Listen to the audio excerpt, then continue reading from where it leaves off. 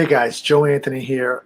Welcome to this broadcast because we're going to be listening to one of the great Dr. Bruce Lipton.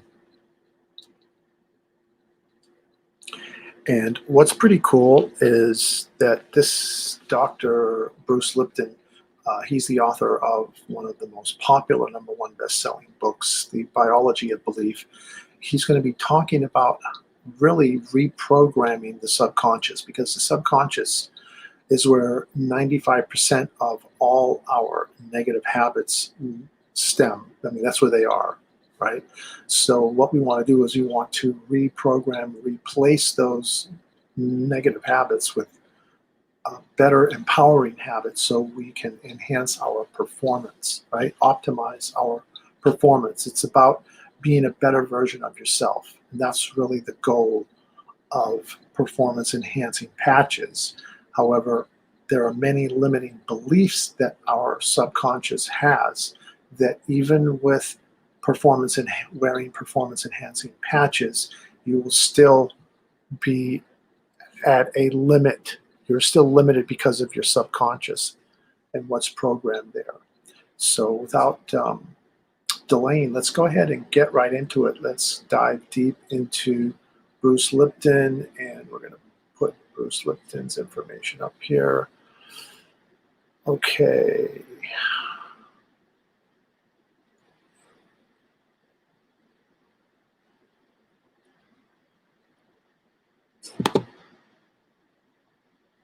All right, guys, here he is. Bruce Lipton, take it away, Bruce. We're just the unity of a single mind. So if the conscious mind became aware of something, then the subconscious mind should, of course, follow along with it as well, because they're both together. It's two separate minds, but they learn in different ways. Here's the critical part. Conscious mind being creative can learn in a creative fashion. Conscious mind can read a self-help book, and after one reading go, oh yeah, I've been educated. I know how I should do it this way, and my life could be really good if I understood this. And then you say, well, I just read the book and I understand how it all works, and yet my life is still exactly the same. You can go to the lecture, you can read the book, you can watch the video, you can even just go, aha. And the conscious mind being creative can learn just from simply that. Read the book and learn. I go, what about subconscious? I go, here's your problem. It's a habit mind. I said, well, how do you create a habit? I go, reading the book once is not a habit. So what's the point? The self-help book you read was picked up information-wise, educated, and enhanced your conscious awareness, and yet didn't touch any of your subconscious programs. You have the same behavior you had before you read the book after you read the book. Why? Conscious mind learns by reading the book, subconscious habit. You don't learn from that one reading of the book. So the conscious mind, subconscious mind learn in different ways. How can I teach the subconscious mind? Number one, so many of us talk to ourselves. You know, I love donuts. Margaret, my partner, calls them circles of death. But, I love those guys. And of course, my health wasn't that great at this time. And so my programming is don't eat donuts. Don't eat donuts. And I keep talking to myself, don't eat the donut. Don't eat the donut. And then sure enough, 5 minutes later, there's a donut in my hand. And it's about halfway finished when my mind catches on, oh my God, you're eating a donut. Well, now being so upset, you might as well finish it. And then I eat the donut, okay? And I go, wow, I kept talking to myself not to eat the donut. Why did I eat the donut? Here's the fun answer. The conscious mind, yes, you're in it. Remember I said that's the seat of your identity, your spirit, your consciousness. That's where you are. Oh, then who's in the subconscious mind? I go, nobody. There's nobody in there. It's a machine like a CD recorder. Why is it relevant? Well, let's say I record a program on a CD, put it in a machine, push play, and it plays the program. And I say, I don't like the program. So I say, okay, CD player, change the program, make something more fun and something I would like better than this program. Then, of course, the program continues to play just as it was, and then you get a little more upset. Come on, please change the program. I asked you to change the program. Don't eat the donuts. Don't you remember I said that? Still eating a donut. I get very frustrated, very upset with myself, and then I really almost give up, because how many times do I have to tell myself not to eat the donut? I still end up eating the donut and realize it's not making any difference at all. The point about it is this: when your conscious mind was telling your subconscious not to eat the donut, who were you expecting to hear that message? And then you realize there's nobody in the subconscious machine. So I say, yeah, go talk to the CD player. It's playing a track on an album. I say, okay, tell it to play something different. Just talk to it. And the answer is, it's not going to change. It'll never change. I go, yeah, there's your problem. Trying to talk yourself into change is not going to work because the subconscious mind has nobody to listen to your story. So I said, well, how does it change? I said, well, how does it learn? And here's the 3 things to rewrite your subconscious.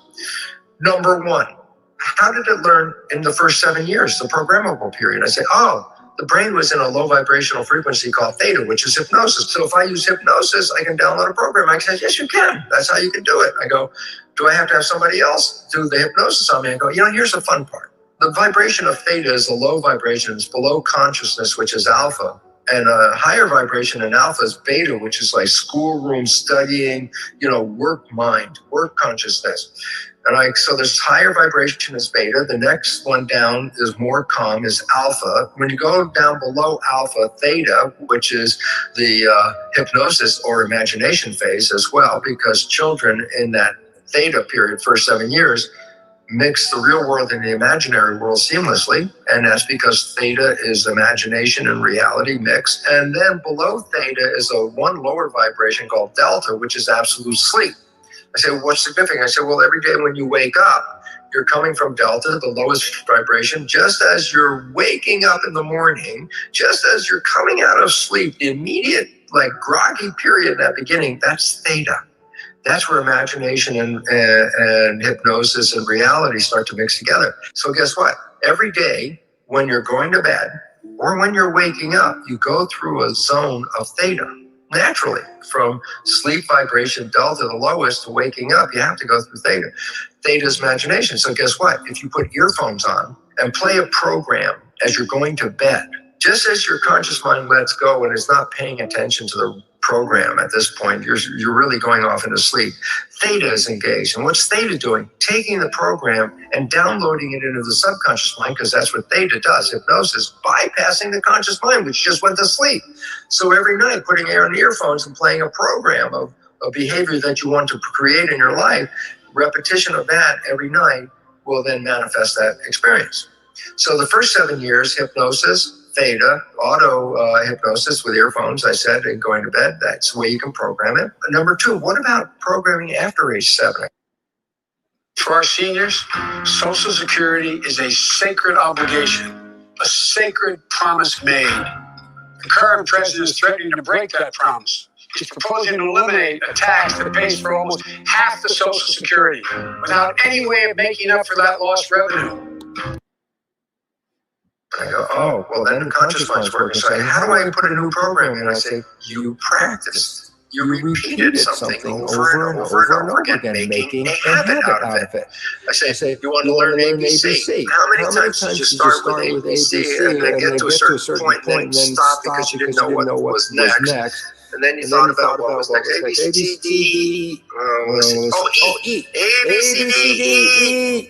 Next one is F. And you keep adding, and what are you doing? Repeating. Adding, repeating. Finally get A, B, C, D, X, Y, Z, get to the end. Guess what? You got to the end. You don't have to do it anymore. Why? You repeated it, made a habit out of it. Now it's enclosed in the habit mind. You can just call it up. It's already a habit. So repetition. I say, you find that your behaviors are not supporting you, then guess what? Generate a behavior that represents supporting you and repeat it just like a player on a sporting team. Go out and do the practice. Just repeat it and repeat it and repeat it. Even if it's not real at the time, it will become real as it becomes downloaded as a program. Your subconscious will take that program and then use it to manifest life from it. So you start out, you might be sick with cancer, and your program is, I am healthy, I control my health. A couple of those programs like that. Very positive thing like that. I say, well, what happens? Well, it's very hard for your conscious mind to say, I am healthy, knowing you're having a cancer right now. And I say, no, that's not the issue. You're repeating it over and over again for what? The subconscious. The repetition, habituation occurs. The subconscious now gets a program. What's the program? I am healthy. The function of the mind is to create coherence between your programs and your reality. So if I put in a program that I am healthy, and at that moment I am sick with cancer, what do you think the function of my mind is? Is to create an environmental situation where health can be restored. Why? Because my program says I'm healthy, my biology says I'm not. The function of the mind is to adjust the biology so it manifests the expression of the program. I can heal myself, but not with my conscious mind. That's good positive thinking. I go, yeah, positive thinking, I can heal myself, I can heal myself. I say, and how much of the day are you using that positive thinking? Less than 5%? Oh, it's not going to have much of an effect. You want to have an effect? Put it in the subconscious. Make a program. It'll operate 95% of the day. So the two fundamental ways right now of learning are the two fundamental ways that we acquire the subconscious programs. A, hypnosis, first 7 years. B, repetition of a practice or a pattern, which occurs after age 7. How did you drive a car? You didn't know how to drive it when you first got in. You practiced and you experience all of the aspects of driving. So now you get in the car, you've been driving for a while. You don't even think of the mechanics of the driving car. You put the key in the ignition, you're already thinking about where you're going, the destination. All this now is automatic subconscious programming.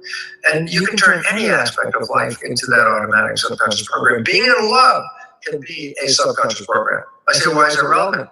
Well, whether you just stop and consciously say, God, I'm so happy I'm in love, or just walking down the street, I'm in love. Why? Because that's what my subconscious mind says. I live that. Most of us, and I've seen this in our belief courses, 80 to 90% of every audience does not love themselves. No self-love. How can that be? And the answer was simple, because what are the programs in that child's mind for the first 7 years? I go, well, a psychologist said 70% or so are negative, redundant, disempowering, self-sabotaging. I go, well, how did they get there? And I say, here's the primary reason. Parents act like coaches. I said, what's a coach? Well, here's a team player. It's not performing well. It's not putting out the effort. And so the coach goes, come on, you don't deserve to be on this team. Who do you think you are? You're not that good. Why is the coach saying that? Just to piss off the player? No. The player is now thinking, oh my God, I got to perform better. I'm going to work harder. I'm going to do better because I want to show the coach that I am deserving of this. So the consciousness of the player is understanding what the coach meant because the coach said you're not good enough. And the consciousness is an interpretation. I'm not good enough because I'm not performing well, therefore I will perform well. I go, yeah, but that's when the student or whoever it is conscious. I say, what about a child before 7? I say, oh, they're not conscious. They're recording. I say, oh, if a parent's acting like a coach, what did the child just record? Not good enough, not deserving. Who do you think you are? You're not that good at this. You're not lovable. These are things that parents say. Why did they say them? Because they wanted to be the coach and say, come on, you could do better, needle them to do better. It only works if the child is conscious enough to understand the meaning. If the child is under 7, they're just recording the words. I said, what are the words recorded in this child's mind? Not good enough, not deserving, not lovable, not worthy.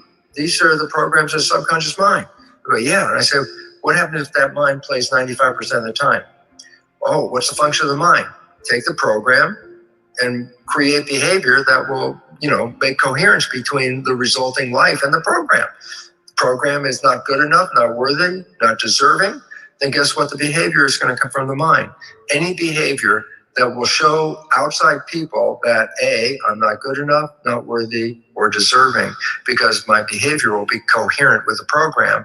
And this is why between 80 to 90% of the people in our workshops will not test positive to I love myself because the fundamental programs are critical, self-critical. And I go, why is that relevant? Program, I am not lovable. Issue, a partner shows up who says they love you. They say they love you. What is your mind thinking at that moment? What is your subconscious mind? Can't possibly be true. Can't be true. I know I'm not lovable, so how the hell can they say that? What will you do? You will push away love because you can't accept it for yourself. So when someone else says it, it can't be true. And therefore, you will always be seeking love and never find it. Conscious mind wishes and desires. Yes, I want that love.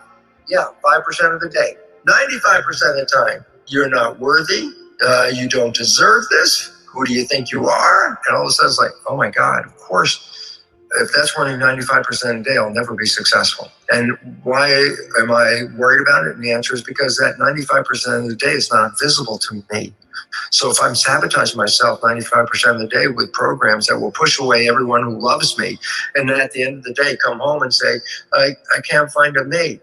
No one loves me. It's like, no, it didn't start there. It started with you. You didn't love you. No one else can love you.